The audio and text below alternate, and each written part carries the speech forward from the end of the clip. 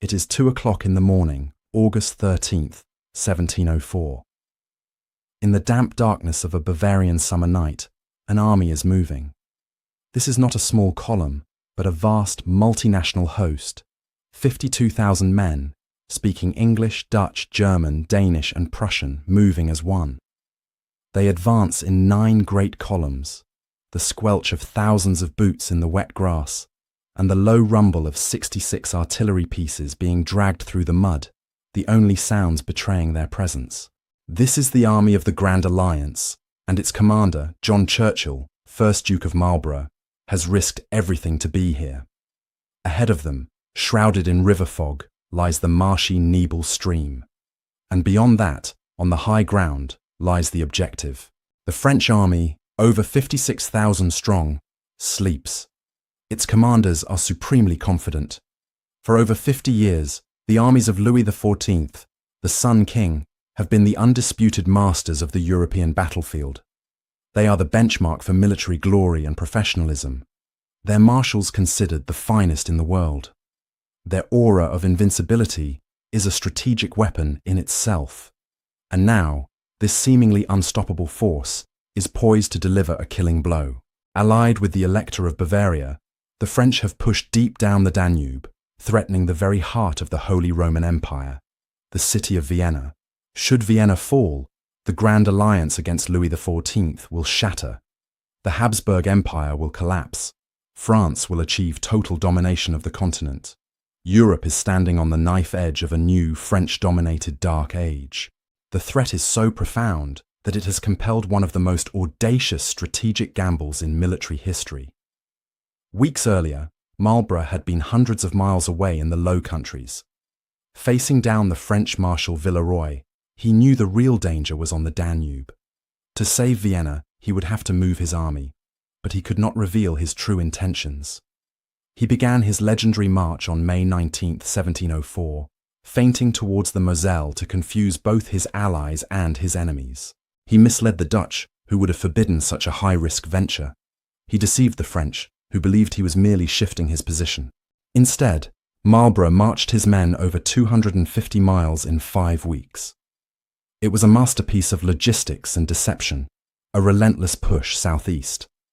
He linked up with his indispensable counterpart, the brilliant and grim Imperial Field Marshal, Prince Eugene of Savoy. Together, they now commanded this polyglot army, a fragile coalition of British, Dutch, Austrian, Prussian, Hessian and Hanoverian troops. The British contingent, perhaps 10,000 redcoats, were the tip of the spear. On July 2nd, they had proven their worth, storming the Schellenberg fortress at Donauwörth to secure a vital bridgehead over the Danube. Now, just 6 weeks later, the ultimate confrontation is at hand. The French, commanded by Marshal Tallard, Marshal Marsin, and the Elector of Bavaria, have taken up what they believe to be an unassailable position near the small village of Blenheim. They have superior numbers and 90 guns. As the first hint of grey light touches the fog over the Nebel, Marlborough and Eugene ride forward. They have scouted this position. They know the risks. They know the French line is anchored on fortified villages, fronted by a marsh, and they have decided to attack. As the sun rises at 8 o'clock, the fog begins to burn off the valley, revealing the full, terrifying scale of the French position. The Franco-Bavarian army is deployed on high ground, a formidable 4-mile front stretching from the Danube River on their right to the wooded hills on their left. This is a fortress built of earth and men, and its architects are Marshal Tallard, Marshal Marsin, and the Elector of Bavaria. They have chosen their ground with care. Their entire line is anchored by 3 fortified villages.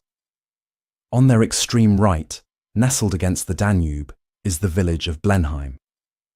It has been turned into a bastion, packed with their best infantry, its walls and gardens strengthened with palisades. In the centre, the village of Oberglau, under the command of the Marquis de Blainville, is another strong point, and on the far left, tucked into the hills, the village of Lutzingen secures the flank for the combined forces of Marsin and the Elector. Between these bastions, the high ground is crowded with over 50,000 men and 90 pieces of heavy artillery. The French commanders are not just confident, they are dismissive. As the 9 columns of the Grand Alliance army halt and begin to deploy on the plain below, the French batteries open fire. The first cannonballs tear through the Allied ranks, but the men stand firm. Marshal Tallard, observing the scene, is almost amused. He believes no sane commander would attempt a frontal assault across the battlefield's most decisive feature, the Naבל Stream. This is not a wide river, but it is a formidable obstacle. Its banks are marshy, boggy, and difficult, a treacherous green morass that will slow any advance to a crawl, break up formations, and leave attacking troops hopelessly exposed to French grapeshot and musket fire.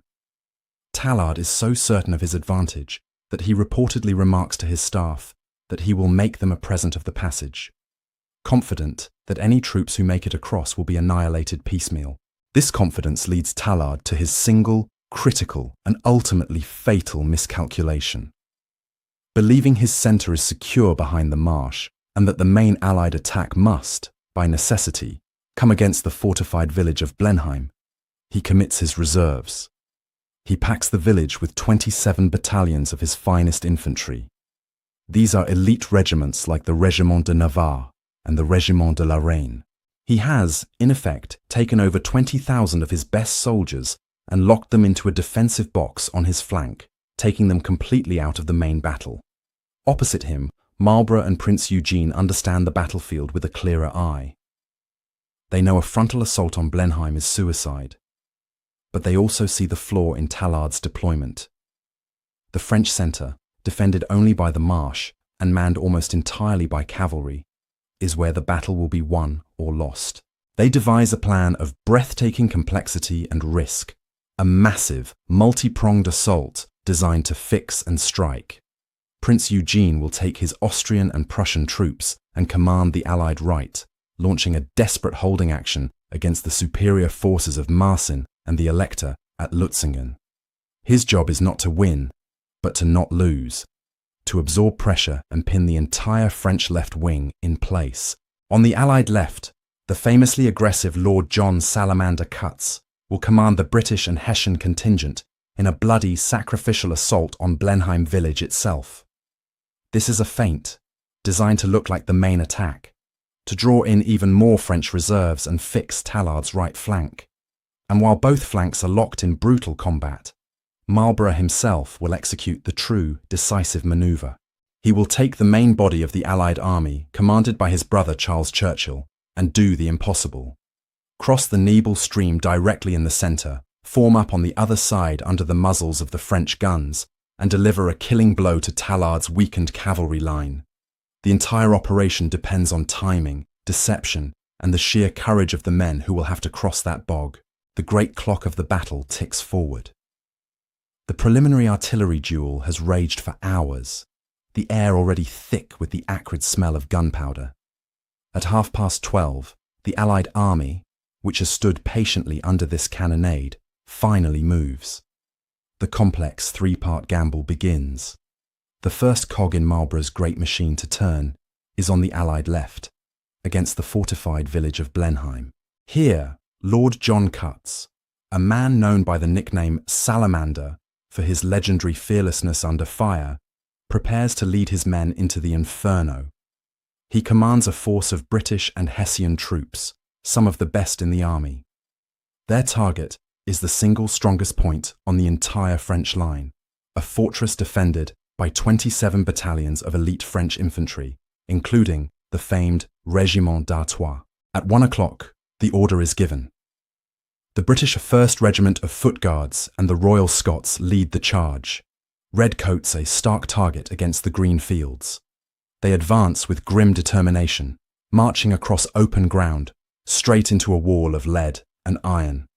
The French, firing from behind their palisades and from the windows of the village houses, unleash a devastating volley.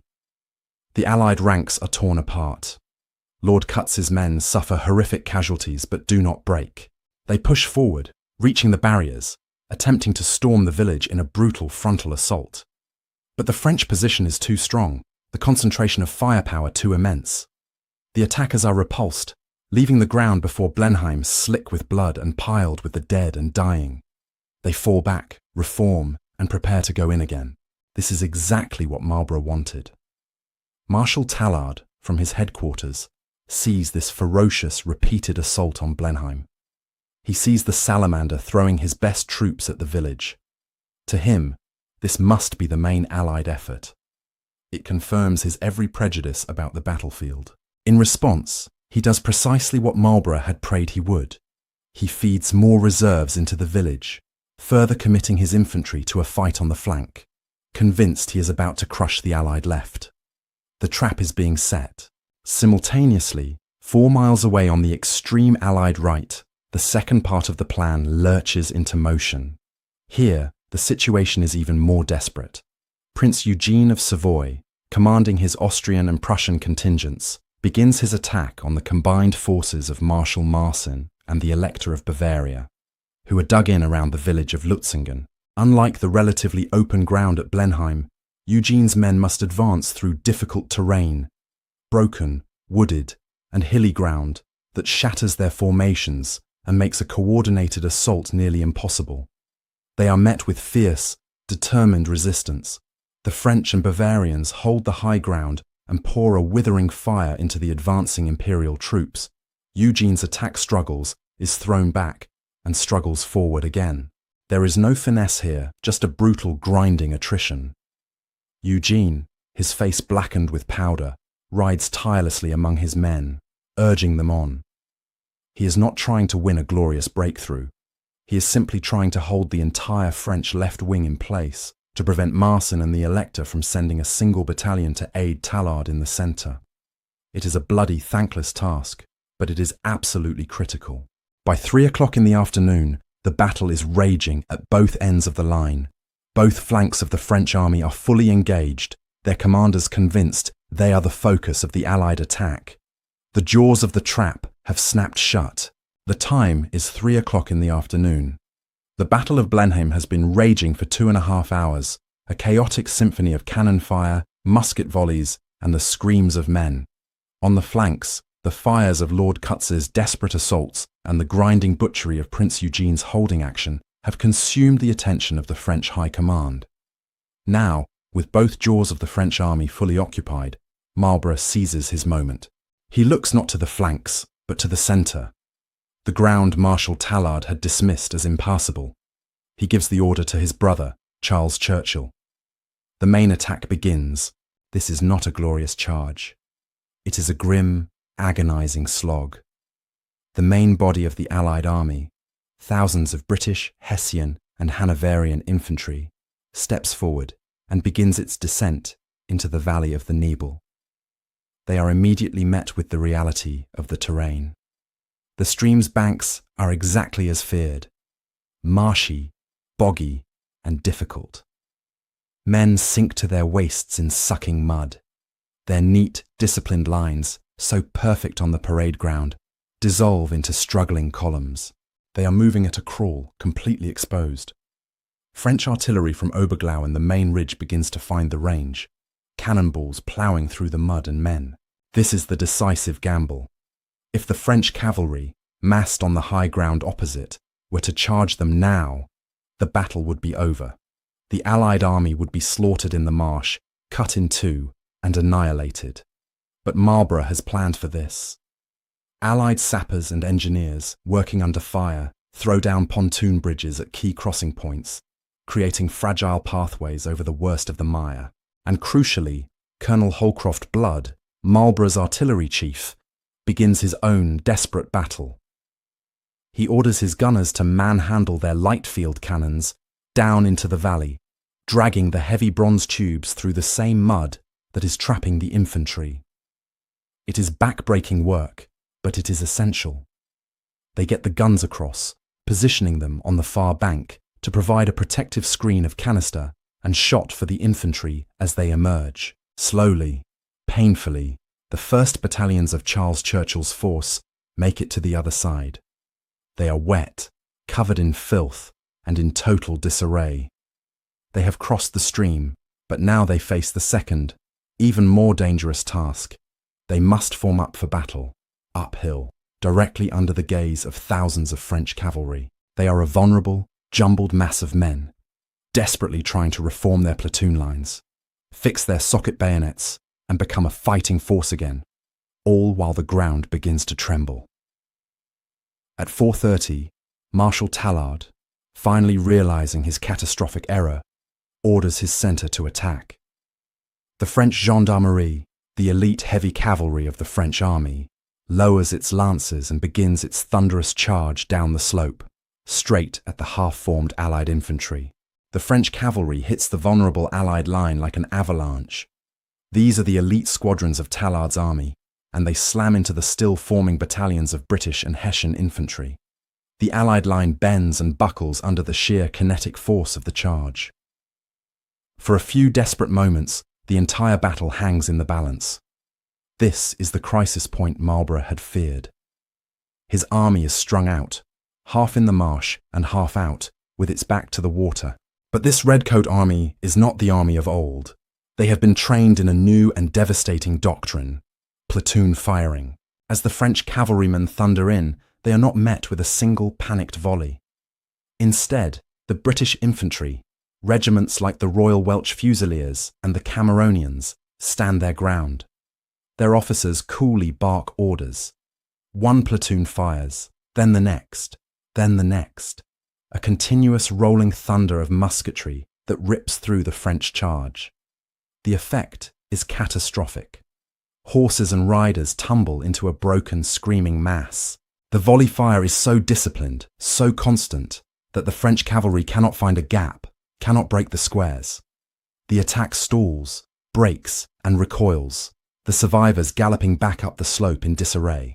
Into this chaos rides the Duke of Marlborough himself. He is not a general directing from a distant hilltop. He is in the thick of the fighting, a calm, commanding presence. He sees the wavering line, he sees the success of the platoon fire, and he sees the opportunity. He personally directs the deployment, ordering his own cavalry, which has now crossed the Nebel, to move up in support. This is his tactical masterpiece, brought to life under the most extreme pressure, the combined arms formation. He weaves his army together into an unstoppable force. He orders 2 lines of infantry to form, and then places his cavalry squadrons between and behind them. It is a revolutionary concept. The infantry's disciplined volleys will protect the cavalry from French countercharges while it forms. The cavalry, in turn, provides the offensive punch. At the same time, Colonel Blood's artillery, now firmly established on the bank, opens up with canister shot, blasting bloody lanes through any new French formations. The French gendarmerie charges again, and again they are broken by this lethal combination of continuous musket fire, devastating artillery, and the sudden, shocking countercharges of Marlborough's horsemen. By 5 o'clock in the afternoon, the crisis has passed. The French cavalry in the centre is spent, exhausted and demoralised, and Marlborough's grand assault force, this perfectly balanced weapon of infantry, cavalry and artillery, is finally formed on the French side of the stream and pointing directly at Tallard's weakened centre. The instrument of victory is forged. It is 5 o'clock. The sun is beginning to dip, casting long shadows across the valley floor, which is now a nightmarish landscape of mud, smoke and death. Marlborough's grand assault force is poised. Over 80 squadrons of cavalry and nearly 20 battalions of infantry are arrayed in their unique, mutually supporting formations. They have weathered the storm, and now they will be the storm. Marlborough gives the signal. The entire Allied centre, a single massive entity of horse, foot and guns, lurches forward and begins its final inexorable advance up the slope. Opposing them is the exhausted, depleted, and now thoroughly demoralised French cavalry of Marshal Tallard's centre, and only cavalry. Tallard's fatal error is now laid bare.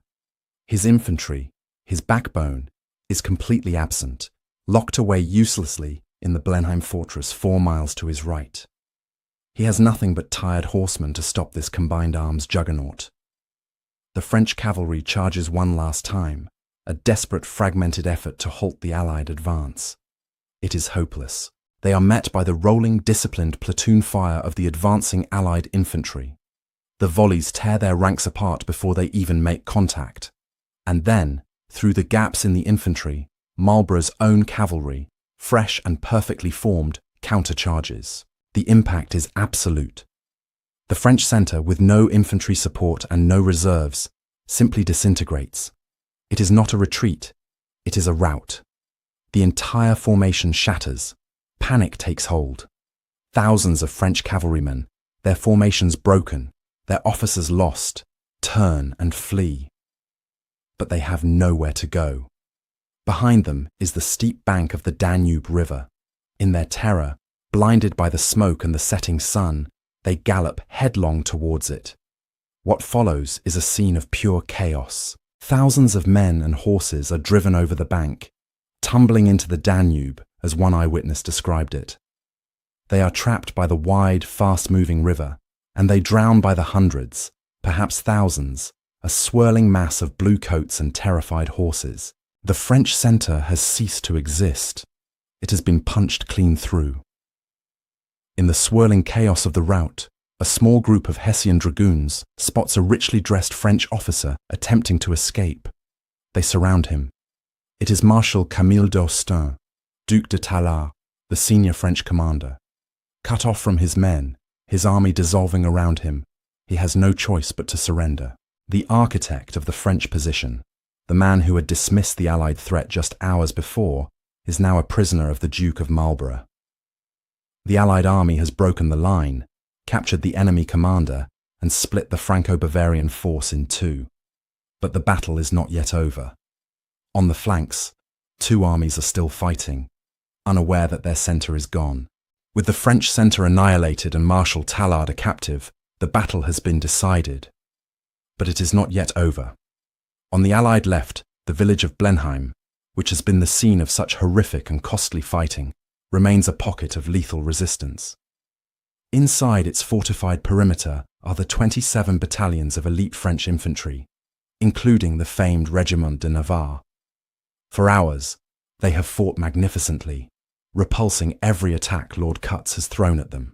They have held their strong point, but in doing so, they have become completely oblivious to the cataclysm that has unfolded behind them. They are still fighting a battle that their army has already lost. Marlborough, a general who never left a victory incomplete, now turns his attention to this massive, isolated garrison. The battle in the centre is won. He directs his brother, Charles Churchill, to wheel his victorious infantry inward, turning them away from the routing cavalry and focusing them on the rear of Blenheim village. At the same time, Lord Salamander Cutts, his troops battered but sensing the kill, rallies his men for a final push from the front. The fortress that Tallard had so much faith in has now become a prison. The full, horrifying scale of their predicament begins to dawn on the French commanders within the village. The thunder of the battle in the centre has died down, replaced by the shouts of victorious Allied troops. They look back and see no friendly forces, no cavalry line, no supporting army. They see only Marlborough's red-coated infantry and the massed squadrons of Allied cavalry, who now control all the open ground between them and the river. The Danube, which was meant to secure their flank, now cuts off their only route of escape. They are surrounded on all sides by an army of over 50,000 men. Panic begins to set in. Some French regiments, in a desperate, leaderless bid for freedom, try to charge out of the village, only to be met by the disciplined platoon fire of the British infantry and cut down by charging dragoons. Others try to swim the Danube, and like their cavalry counterparts, they are swept away by the current. The Allied grip tightens. Artillery is brought up, and Colonel Blood's guns begin to systematically pulverize the village, turning the houses and barricades that had been their protection into a death trap. The British 1st Regiment of Foot Guards and the Royal Scots, who had been so bloodily repulsed hours earlier, now advance again, this time with the certainty of victory. Inside the trap, the French command structure has collapsed. Their senior commander is captured. Their army is gone. They are faced with a terrible choice, a final, suicidal last stand that would mean the pointless annihilation of over 20,000 of the finest soldiers in the French army, or an unthinkable, soul-crushing humiliation. At 2100 hours, 9 p.m., as dusk settles over the battlefield, the white flag of surrender is raised over Blenheim. One by one, the proud regiments of Louis XIV, the soldiers who had been the terror of Europe, march out, lay down their muskets and colours, and become prisoners of war. The surrender of 27 battalions en masse is a disaster on a scale the French army has never known. The Blenheim trap, so carefully set by Marlborough, has snapped shut. While the immense tragedy of the Blenheim garrison was reaching its humiliating conclusion, the battle was still not over. 4 miles away, on the Allied right, Prince Eugene of Savoy and his imperial army were still locked in a desperate and bloody struggle. For hours, they had been fighting a brutal uphill battle against the combined and numerically superior forces of Marshal Marsin and the Elector of Bavaria, who were anchored on the village of Lutzingen. This was not a battle of grand manoeuvres, but a savage, attritional brawl in difficult terrain. Eugene's Prussian and Austrian battalions had attacked, been thrown back, and attacked again, paying for every foot of ground in blood. Eugene himself had led his men with a ferocious, almost reckless courage, his sole purpose to pin the entire French left wing in place. He had succeeded, but at a terrible cost. Now, as the sun set, the commanders of the Franco-Bavarian left, Marsin and the Elector, were still fully engaged, convinced they were winning their part of the war. They had no idea of the cataclysm that had befallen Tallard. They were unaware that their centre had been obliterated, that their right wing was surrounded, and that their senior commander was a prisoner. The first inkling of the disaster came not from a messenger, but from the sudden, terrifying appearance of Allied cavalry, Marlborough's victorious squadrons, fanning out from the broken centre and beginning to curl around their exposed flank. The realization struck Marsin and the Elector with the force of a physical blow. Their position, so strong just an hour before, was now hopelessly compromised. They were no longer fighting a battle. They were in danger of being encircled and annihilated. Their line of retreat was threatened. Panic began to spread through their ranks as the news of Tallard's rout passed from man to man. There was only one possible order to give: a general retreat. They had to extricate their army from the fight and flee. This was the signal Prince Eugene had been waiting for. Seeing the enemy falter, he ordered his exhausted, battered, but now victorious troops to advance one last time.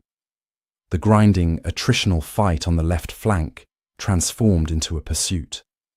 The Franco-Bavarian retreat, which began with some semblance of order, quickly dissolved under the relentless pressure from Eugene's men and the ever-present threat of Marlborough's cavalry sweeping down from the centre. The entire French left wing, which had fought so tenaciously all day, broke apart and fled, streaming northwest into the wooded hills, their formations shattered, abandoning guns and standards. The Elector of Bavaria, who had dreamt of being crowned emperor, was now a refugee, his army decimated and his electorate lost. By 9 o'clock, as total darkness fell, a stunned silence descended over the vast 4-mile front. Where 6 hours before the most formidable army in Europe had stood, there was now only death, chaos, and ruin. The French right was captured. The French centre was drowned in the Danube. The French left was scattered to the winds. The myth of French invincibility, a shadow that had loomed over Europe for half a century, had been utterly shattered in a single afternoon. As total darkness enveloped the Danube valley, the sound of battle was replaced by a new, more terrible chorus. The night air, still thick with the sulphur smell of gunpowder, now carried the groans and cries of tens of thousands of wounded and dying men, scattered across 4 miles of mud, marsh, and ruined villages. The Battle of Blenheim was over, and the true cost of the day was becoming appallingly clear. For the Franco-Bavarian alliance, it was not a defeat. It was a cataclysm. An army of nearly 60,000 men had, in the space of 9 hours, effectively ceased to exist. The numbers were staggering, almost beyond comprehension for the era. The vast majority of the French right wing, Those 27 elite battalions packed into Blenheim village were now disarmed prisoners, a captive army of over 20,000 men. Marshal Tallard himself was a prisoner, the ultimate prize, his authority shattered. The French centre was a watery grave. Thousands of their best cavalrymen lay drowned in the dark, swirling waters of the Danube, washed away in the final panicked rout. The left wing, under Marsin and the Elector, was a scattered, broken rabble, fleeing into the night, having abandoned their guns, their baggage, and all semblance of military order. Of the 90 artillery pieces the French had begun the day with, almost all were now in Allied hands.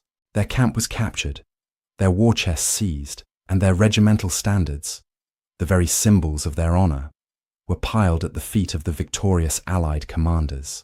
This was a victory on a scale Europe had not seen in generations. The myth of French invincibility, a 50-year reign of terror on the battlefield, had been comprehensively and brutally debunked. The Grand Alliance, this fragile polyglot army of British, Dutch, Austrians, Prussians, Hessians and Danes, had not just defeated the Sun King's army, it had annihilated it. The British redcoat, with his socket bayonet and his devastating platoon-firing drill, had proven himself more than a match for the famed French infantry. And Marlborough, with his revolutionary combined arms tactics, the seamless integration of infantry, cavalry, and artillery, had demonstrated a level of generalship far beyond his French counterparts. His audacious gamble, the 250-mile march from the Low Countries, had been vindicated in the most spectacular fashion imaginable. But the victory was not without its own grievous cost. The Allied army was exhausted.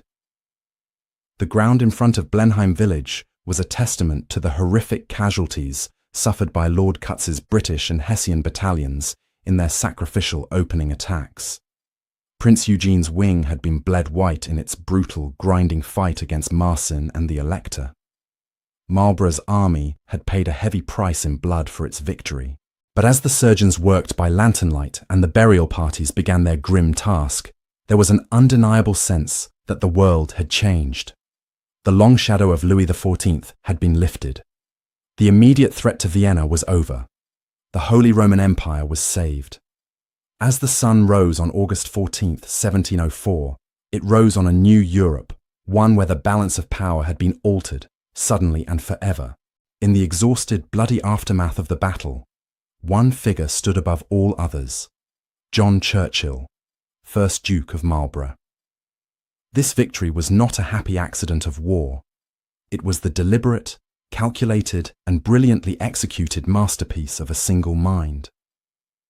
Where the French command had been divided, static, and paralyzed by a fatal, arrogant overconfidence, Marlborough had been the opposite: unified, dynamic, and personally engaged at every critical moment. He was the strategic genius who had conceived the audacious 250-mile march from the Low Countries, a logistical and deceptive triumph that had put his army in the position to win. But more than that, he was the tactical architect who had designed the victory on the battlefield itself. His counterpart, Marshal Tallard, had made the critical error of overcommitting his best infantry to the Blenheim village, believing it to be a strong-point defence. He had, in effect, locked his queen in the corner of the chessboard, taking her out of the game. Marlborough saw this blunder and built his entire plan around it. His grand strategy was a model of military art, the fix and strike. He used Lord Cutz's bloody, sacrificial assaults on Blenheim as a fixing operation, a feint designed to draw all of Tallard's attention and reserves to the flank. Simultaneously, he used Prince Eugene's desperate holding action at Lutzingen as the second fix, pinning the entire French left wing in place. With both ends of the French army fully engaged and unable to move, Marlborough then unleashed his true attack, the decisive strike, against the deliberately weakened and exposed French centre. This was a plan of incredible complexity, requiring the perfect coordination of a polyglot army that spoke half a dozen different languages. And when that plan reached its crisis point, when his infantry was struggling in the Nebel Marsh and threatened by French cavalry, Marlborough did not panic. He was there, in the thick of it, a calm, commanding presence. He personally directed the deployment of his revolutionary combined arms formation, the interlocking lines of infantry and cavalry. This was his tactical signature, using the disciplined platoon fire of his redcoats to shield his forming cavalry, then using that cavalry to charge and break the enemy, all supported by the crucial fire of Colonel Blood's artillery. He was a conductor leading a vast, violent orchestra, and every section played its part precisely when he demanded it. But the architect of this victory, as Marlborough himself would be the first to admit, was not working alone. His plan, his confidence, and his success were entirely dependent on his brilliant and indispensable partner, Prince Eugene of Savoy. While Marlborough was executing his grand maneuver in the centre, Eugene was fighting a different, perhaps even more difficult battle. He was on the Allied right, commanding the Austrian and Prussian troops in a brutal, thankless pinning action. He was outnumbered, attacking uphill against a prepared enemy, and struggling in difficult terrain. His attacks were repulsed time and time again, but he never gave up. He threw his men forward, led charges himself, and absorbed the full fury of Marsin and the Elector of Bavaria. Without Eugene's iron tenacity, without his refusal to break, the French left wing would have disengaged, wheeled, and smashed into the flank of Marlborough's central assault, annihilating the Allied army. Blenheim was Marlborough's masterpiece, but it was a masterpiece that required two painters, working in perfect concert on opposite ends of a 4-mile canvas. The news of Blenheim spread across Europe like a shockwave, travelling as fast as a horse could gallop. The immediate strategic consequences were profound and absolute. The primary existential threat that had triggered Marlborough's desperate 250-mile march was gone. The Franco-Bavarian army, which had been poised to march down the Danube and seize the Habsburg capital, was no more. Vienna was saved. The Holy Roman Empire, which had been teetering on the brink of collapse, was secured. The Elector of Bavaria, Maximilian II, who had gambled his entire realm on an alliance with Louis XIV in the hopes of becoming emperor, had lost everything. His army was shattered, and his electorate of Bavaria was now under Allied occupation, effectively knocked out of the war in a single catastrophic stroke. But the true impact of Blenheim was far greater than just the security of a single city or the fate of one German state. The battle was a political earthquake that permanently redrew the map of power in Europe. For over 50 years, the continent had lived under the shadow of one man, Louis XIV. The Sun King's armies, led by a succession of brilliant marshals, had been the engine of his expansionist policy, a force that had seemed as inevitable and unstoppable as a natural disaster. They were the gold standard for military professionalism, and their long list of victories had created an aura of invincibility that was as potent a weapon as any cannon. It was this psychological dominance, this belief that France could not be beaten in a major land battle, that had so often fractured the coalitions arrayed against it. Blenheim shattered that myth forever. The victory cemented the Grand Alliance. Nations that had wavered, fearing the cost of opposing the French, now saw that victory was not just possible, but had been achieved. It breathed new life and resolve into the coalition. For Great Britain, the battle was a revelation. While its navy was the terror of the seas, its army had long been a peripheral, often dismissed force on the continent. Blenheim changed that. The Redcoats, that small contingent of 10,000 men who had formed the tip of Marlborough's spear, had proven themselves to be among the finest infantry in the world. Their platoon firing discipline had held against the best cavalry in Europe. Their bulldog tenacity, exemplified by Lord Cutz's men at Blenheim village, had fixed the enemy. And their combined arms tactics, wielded by Marlborough, had delivered the killing blow. Britain, in a single afternoon, had established itself as a preeminent land power, a status it would hold for the next 2 centuries. For France, the news was received with stunned disbelief, followed by a national trauma. This was not a minor setback. It was the first major, decisive defeat their army had suffered in over half a century. The loss of an entire army, the capture of a Marshal of France, Marshal Tallard, on the battlefield, and the mass surrender of 27 of their finest infantry battalions was a humiliation that struck at the very heart of the Sun King's glory. The aura of invincibility was gone, and with it, Louis XIV's dream of dominating Europe. The War of the Spanish Succession would rage for another decade, but its character had fundamentally changed. After Blenheim, France was no longer fighting for supremacy, it was fighting to survive. The balance of power in Europe had been altered, decisively and permanently, by one man's audacious march, and one army's desperate, brilliant, and bloody day's work on the banks of the Danube. The battle was over. The Great March had reached its violent, conclusive end. For the Duke of Marlborough and the Grand Alliance, Blenheim was a total, unqualified, and war-altering victory. It had saved Vienna, shattered the Holy Roman Empire's greatest threat, and knocked Bavaria out of the war. But its legacy would echo far beyond the immediate strategic consequences of 1704, reaching deep into the 18th and 19th centuries. Blenheim was not just the battle that saved Europe. It was the battle that forged the reputation of the British Redcoat. Before Marlborough's march, the British Army was often a secondary consideration on the continent, a small professional force from an island nation that was primarily a naval power. Blenheim announced its arrival on the world stage. The tactics that had won the day, the very tactics that would come to define the Redcoat era, had been vindicated in the most brutal crucible imaginable. The platoon firing doctrine, that relentless rolling volley of lead, had proven it could stop and break the finest cavalry in Europe. The new combination of flintlock musket and socket bayonet had empowered the infantryman, making him a resilient, self-sufficient killing machine who no longer needed the protection of pikemen. And Marlborough's combined arms formation, that revolutionary integration of infantry and cavalry, had demonstrated a tactical sophistication that had been lacking in his opponents. This was the system, the doctrine, and the soldier that would go on to carve out an empire from the fields of North America to the plains of India. The partnership between the two victorious commanders, Marlborough and Prince Eugene of Savoy, was also cemented.